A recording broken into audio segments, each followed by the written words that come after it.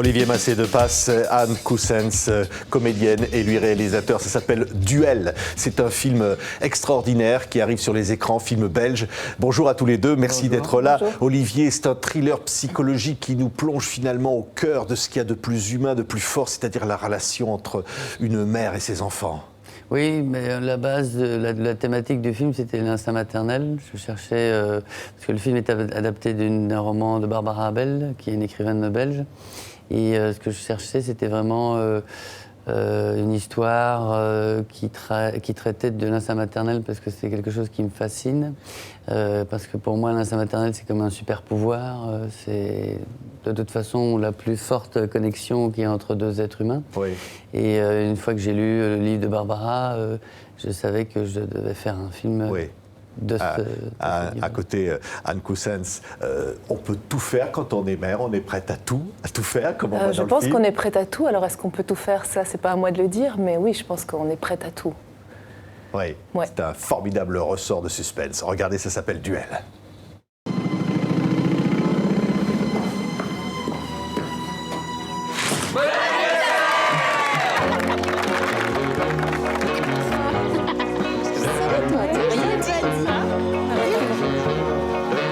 Alice, qu'est-ce qui se passe? Maxime a eu un grave accident hier. C'était un accident. Tu n'aurais jamais dû le quitter tes yeux. Elle me fait peur, cette femme. Elle va se venger sur Théo.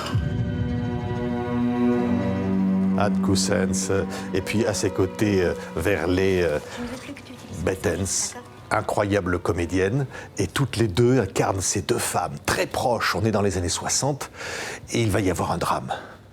Oui, il y a, en fait, ce sont vraiment deux familles en miroir qui habitent une maison en deux parties. Et c'est vraiment deux couples qui s'entendent très bien parce qu'en plus, ils ont des enfants du même âge. Et malheureusement, un jour, un des deux enfants va avoir un accident mortel. Oui.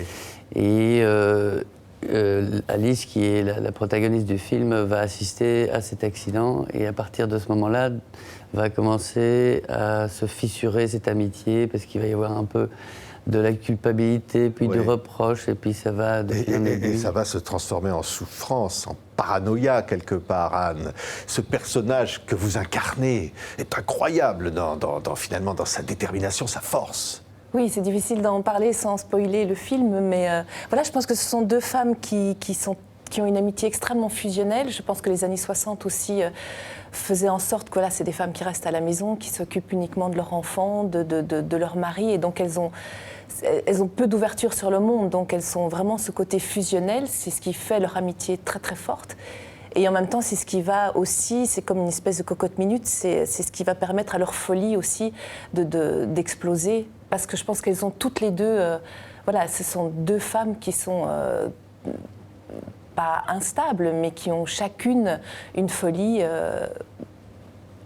Pour Verlebatten, je pense plus la paranoïa, et pour mon personnage, voilà, c'est une autre forme de folie, voilà, une folie qui est due à la perte de cet enfant. Oui, oui. On ne racontera pas l'histoire parce que Non. c'est un incroyable suspense. Hein. On va revoir des images de cette bande-annonce. C'est le climat, on a pu dire c'est Hitchcockien, c'est quoi au fond? Il y a ça. Et moi, quand un réalisateur découvre un livre et que il sait que c'est ce qu'il va faire, c'est comme un logiciel qui apparaît. Alors on voit comment on va filmer les choses, quel axe on va utiliser dans l'histoire, etc. Et ici, le bouquin de Barbara avait vraiment quelque chose d'Hitchcockien. Et donc, moi, je me suis dit, quitte à se confronter au thriller frontalement, eh bien, allons-y. Moi, qu'est-ce que je peux faire, cinéaste de quartier, face à ces grandes références comme Hitchcock? Il y a Hitchcock, il y a Douglas Sirk. Parce que c'était important de faire un conte sombre, mais dans la flamboyance des années 60, dans le contrepoint esthétique, raconter une histoire sombre, mais dans la beauté, le glamour. Et c'est ça qui m'intéressait. Oui, c'est tordre le cou finalement à certains bons sentiments et se dire qu'au fond, ce que l'on peut craindre où ce que l'on croit possible peut-être sera vrai. En tous les cas, le pire peut être possible. Oui. Hein, Anne? Oui, c'est difficile, oui. Oui, je pense que quand on perd un enfant, je pense que tout est possible. Enfin, c'est difficile de...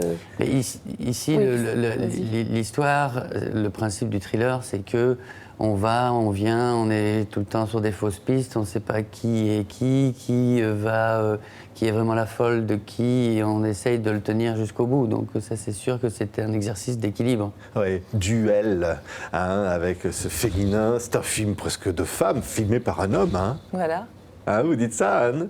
Oui, et puis je pense que si le film a quelque chose de très féminin, voilà, c'est parce qu'il offre à deux comédiennes deux rôles féminins qui sont très complexes, où ce sont des femmes qui ont énormément de failles, de faiblesses, qui sont multiples, à multiples facettes. Et voilà, et pour une fois, les rôles masculins sont plus des faire-valoir. Oui, ça, oui, incroyable. Alors, on ne dira pas votre personnage, mais au fond, incarner ce qui peut être dans les tréfonds de l'âme humaine, ce qu'il peut y avoir de plus noir, au fond, dans le désir, et pour arriver à assouvir ce désir. Comment on incarne un personnage comme ça? Oh, c'est un peu compliqué de résumer. C'est un long travail. Je pense qu'il y a un travail en amont avec le réalisateur, qui a une longue préparation au niveau psychologique. On pose énormément de questions parce qu'on a toujours très peu de temps sur un tournage et il faut aller à l'essentiel. Et il faut permettre à ce que tout ce qui est instinctif, spontané ou les accidents de tournage qu'on puisse les laisser vivre. Donc voilà, c'est un long travail en amont. Je pense que c'est là que le vrai travail sur toute la psychologie du personnage se fait. Et puis après, on essaye, sur le tournage, au moment où on est sur le plateau, de laisser l'instinct revenir. Oui, derrière un visage, derrière une situation presque angélique, peut se dissimuler quelque chose d'horrible et la peur qu'il engendre. C'était ça qui était intéressant, c'est que mon travail, c'était vraiment même si c'est que l'horreur soit douce. C'est-à-dire, c'était de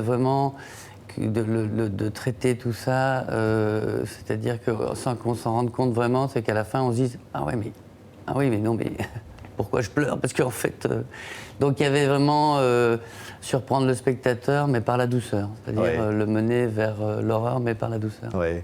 Enfin, l'horreur psychologique, hein, quel incroyable parcours que vous deux, parce que votre film précédent avait eu toutes les récompenses illégales. C'était Bayard d'Or, Festival d'Angoulême, le Festival du film francophone de Namur, et vous, Magritte de la meilleure comédienne. C'est qu'au fond, comme ça, avec cette union entre un réalisateur et une comédienne, il y a quelque chose de magique.